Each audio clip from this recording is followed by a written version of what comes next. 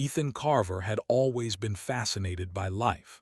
Not just human life, but the life of every corner of the universe that humans had only begun to understand. As a young botanist and explorer, he had studied countless alien plants from the comfort of his laboratory. He had analyzed the photosynthesis of glowing fungi, the way desert flora survived on minimal water, and how some plants seemed almost alive with curiosity. Yet nothing could have prepared him for Zithuria. The planet shimmered under a sky that alternated between deep violet and pale green, as if the atmosphere itself were alive. Giant crystalline forests reached into the sky, catching light and refracting it into 1,000 colors. Rivers of liquid light ran between jagged cliffs, and delicate floating creatures that resembled both jellyfish and birds hovered in the air. Humans were rare visitors here, and only a few research teams had been allowed to explore the surface. Ethan's heart raced as his shuttle touched down on the soft, glowing ground. "This is incredible," he whispered, stepping out. The light of the crystalline trees danced across his face, and the air smelled faintly of sweet nectar mixed with ozone. His teammates, a mix of scientists and engineers, were busy setting up equipment, but Ethan wandered away. He had always believed that true discovery required more than instruments and data. Sometimes, it required presence, attention, and a willingness to listen. He wandered through the forest, observing plants that seemed to shift when he looked away, flowers that pulsed with gentle light, and vines that curled almost like hands reaching for something. Among these marvels, he noticed a flower unlike any he had seen before. Its petals were transparent, glowing faintly from within, and a soft hum seemed to radiate from it. He remembered reading that Zithurians considered this flower sacred. It had a calming effect even on their fiercest creatures. It was rare and fragile, a treasure of the planet. Ethan knelt and carefully took a small sample, cradling it as one would a newborn. As he did, he felt a presence, a ripple in the air that was both commanding and gentle. He looked up and froze. Standing before him was the alien queen. She was unlike anything he had imagined. Her body shimmered with a metallic sheen that reflected every color of the crystalline forest, and her limbs moved with a grace that seemed impossible. Her face, if it could be called that, had features that suggested intelligence and power beyond comprehension. She watched him silently, her gaze intense but not hostile. Ethan swallowed, unsure whether to speak. He remembered the countless warnings his team had shared. Never approach the queen alone. She was said to test outsiders, and most who did not meet her expectations never returned to tell the tale. Yet here she was, standing only a few steps away, seemingly curious rather than angry. He remembered the flower. Carefully, he extended it toward her. I thought you might like this," he said, his voice trembling slightly. "It's rare, sacred, and it seems to bring calm." For a moment the forest held its breath. The queen tilted her head, examining the flower, then looked back at Ethan. Slowly she reached out, not with hands but with a graceful extension of her limbs, almost like ribbons of light. She touched the flower, and the glow from its petals seemed to spread, bathing them both in soft illumination. The queen did not speak. Instead, she observed him as if searching for something in his very being. Ethan's heart pounded. He had no idea what she was thinking, but he knew one thing. He had not offered a weapon, a tool, or a bribe. He had offered respect, care, and understanding, a small gesture of peace. Then, to everyone's shock, the queen moved closer. Her limbs wrapped around him, not to harm, but in a gesture that felt intimate, almost ceremonial. Ethan froze, unsure of what to do, but instinctively he bowed slightly. "You understand," a voice finally echoed in his mind, not spoken aloud but felt, a direct communication of thought. "You understand the value of life." Ethan blinked. I do my best," he whispered. The queen considered him for a long moment. Then, in a motion both sudden and graceful, she signaled for him to rise. Around them, the forest seemed to hum, as if acknowledging her decision. She extended a limb toward him again, this time in a gesture of invitation. "You will come with me," the queen said, her thought voice carrying a weight that made Ethan's knees weak. "Not as a servant, not as a subject. You will be my consort." Ethan's mind reeled. "Consort?" he asked, barely understanding the implications.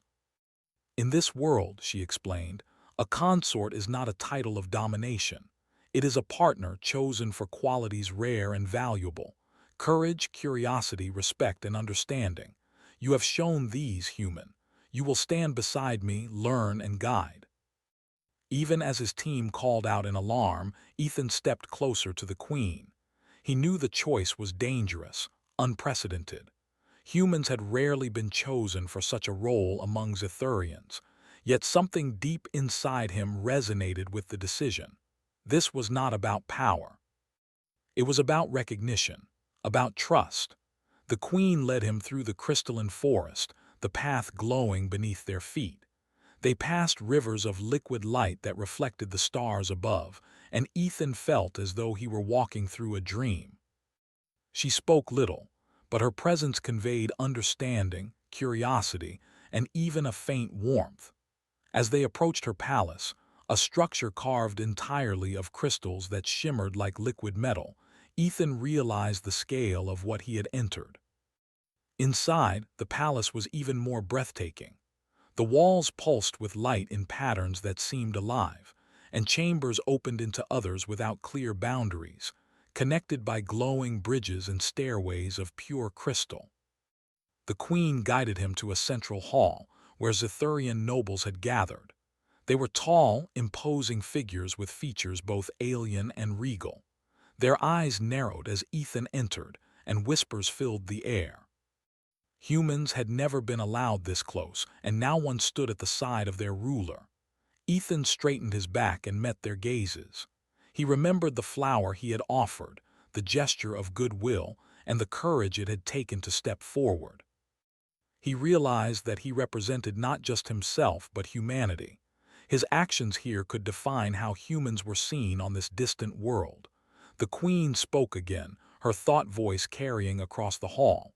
"This human has been chosen. He is to be my consort. Let his presence be a symbol of what can be achieved when understanding and respect guide actions." Some nobles stiffened, their expressions unreadable. Others murmured among themselves. Clearly, this decision was unprecedented, and not all welcomed it. Ethan felt a pang of doubt, but the queen's presence beside him steadied his resolve. Over the next hours, Ethan observed the court. The Zithurians were intelligent, disciplined, and proud. They valued strength, knowledge, and loyalty above all else. Many were suspicious of him, questioning silently how a human could stand among them. Yet Ethan did not falter. He answered their questions politely, showed respect for their culture, and demonstrated a willingness to learn. His genuine curiosity and humility began to soften some of the skepticism. The queen watched silently, occasionally nodding in approval. It was clear that she valued not physical prowess or technological knowledge alone, but the qualities that had earned Ethan this place: empathy, courage, and understanding. He was human, yes, but he was more than that. He was an example of what humans could achieve when they acted with care, intelligence, and heart. As the day faded into the glowing twilight of Zithuria, Ethan finally had a moment alone with the queen. They walked along a bridge of light over a river that shimmered like liquid starlight. Ethan marveled at the beauty of the world, but he also felt the weight of responsibility. Being the queen's consort was not a title of honor alone. It was a role that would require wisdom, courage, and diplomacy. "You have changed the course of your people's perception," the queen said, her thought voice soft and calm. "Humans are rare here and often misunderstood. You have shown that your species is capable of more than they believe, more than we have believed." Ethan bowed his head. "I only hoped to show respect," he said. "I did not expect any of this." "Expectations are not always the measure of worth," she replied. "Actions are. And your actions have proven your value." As night fell, the forest glowed with 1,000 colors, and Ethan felt a mixture of awe, fear, and determination. He had crossed worlds, faced the unknown, and stepped into a role no human had ever held. And yet, he felt ready.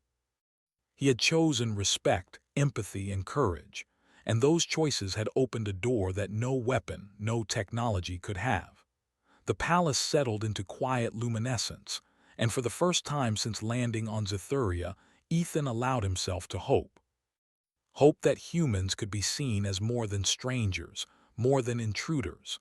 Hope that his actions here could build a bridge between worlds, founded not on fear or power, but on understanding and honor. And as he gazed at the shimmering expanse of the alien sky, Ethan realized that his journey had only just begun. Ethan awoke in the crystalline palace, to a soft glow that filled the room with colors that shifted like liquid rainbows. He had expected a strange, intimidating place, yet the palace felt alive, almost welcoming, as if it sensed his presence. Though he had been chosen as the alien queen's consort, he knew his role was not simply ceremonial. Among the Zithurians, many did not trust him. He was a human, fragile compared to their strength and grace. To prove himself, he would have to face challenges that went beyond courage. He would have to show ingenuity, wisdom, and the qualities that made humans unique. The morning brought his first test. The queen guided him to a large chamber where Zithurian nobles were gathered. Their tall, shimmering forms towered over him, and their multi-limbed gestures communicated both curiosity and skepticism. Ethan felt the weight of their gaze. This was more than observation, it was judgment. The queen's thought voice reached him, calm but firm. "They will test you. Do not falter. Your strength lies not in your body but in your mind and heart."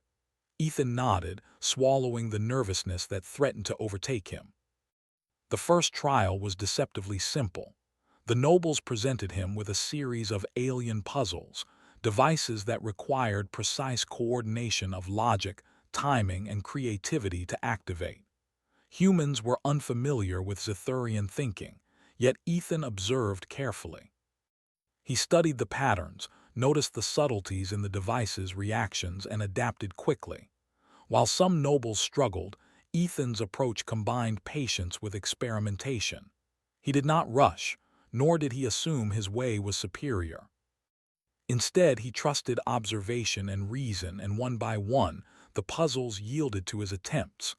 The nobles murmured among themselves. Some eyes widened in surprise, others narrowed with suspicion. It was clear that they had expected failure.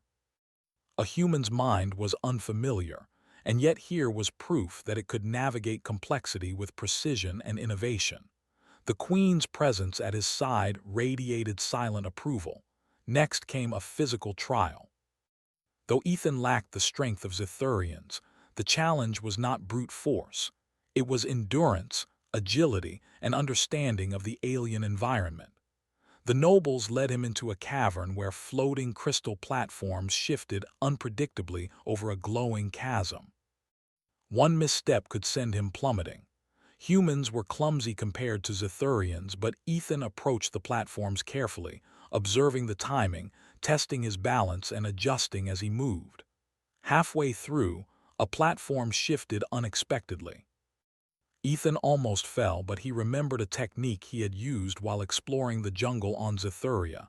He bent his knees slightly, shifted his weight gradually, and trusted his intuition. The platform steadied. Step by step, he crossed the cavern. The nobles watched in silence, their doubt replaced by a grudging admiration. The queen's thought voice filled his mind. "You survive by observation and adaptation. These are gifts your kind possesses. Never forget them." Ethan's successes earned him cautious respect, but the greatest challenge was yet to come. The queen led him to the Crystal Garden, a vast area where Zithurian flora thrived under perfect artificial conditions. Here, the final trial awaited. The humans and Zithurians would face a crisis together. A rare crystal storm had been predicted, one that could shatter delicate structures and harm both plant and creature. The queen looked at Ethan. The storm will test not just your skill, but your ability to lead and protect life. You will decide what actions to take. Ethan's heart pounded. He had studied Zithurian plants, but he was aware that he had no experience with the living crystals that dominated this garden. He scanned the area, observing the structures, the fragile flowers, and the river of glowing liquid running through the garden. He knew that trying to control everything physically was impossible. Instead, he focused on coordination and guidance. He called to the humans and Zithurians alike, issuing instructions that combined both species' strengths. Humans were tasked with reinforcing fragile sections using flexible tools, while Zithurians adjusted their environment with their natural control over crystals. Ethan suggested aligning the protective barriers with the storm's predicted movement rather than attempting to stop it outright. The Zithurians were skeptical, but he explained his reasoning clearly, showing how human observation could complement their abilities. As the storm began, winds of light and energy tore through the garden. Ethan remained calm, coordinating both species with precision. When a glowing bridge began to tilt dangerously, he guided Zithurians to stabilize it while humans reinforced its base. When a delicate plant threatened to break under the pressure, he suggested a temporary relocation to a safer area. His strategies were unconventional, relying on communication, adaptability, and empathy for both plants and people.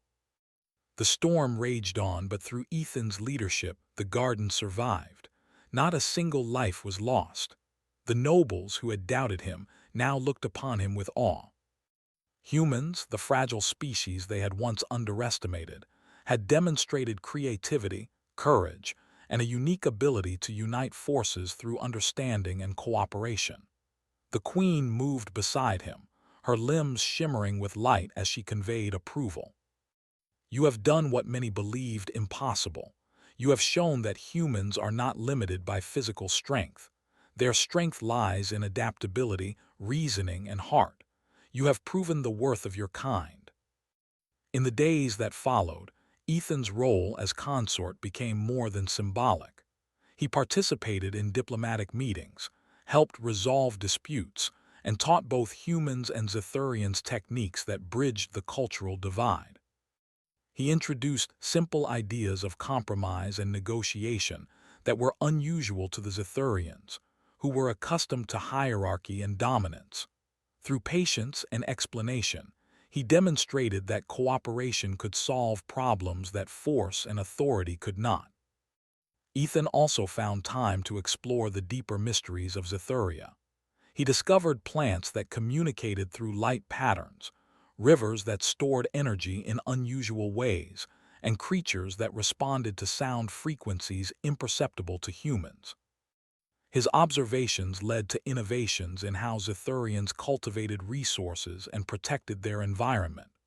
The queen encouraged him, her trust never wavering, even as the nobles continued to watch and test him subtly.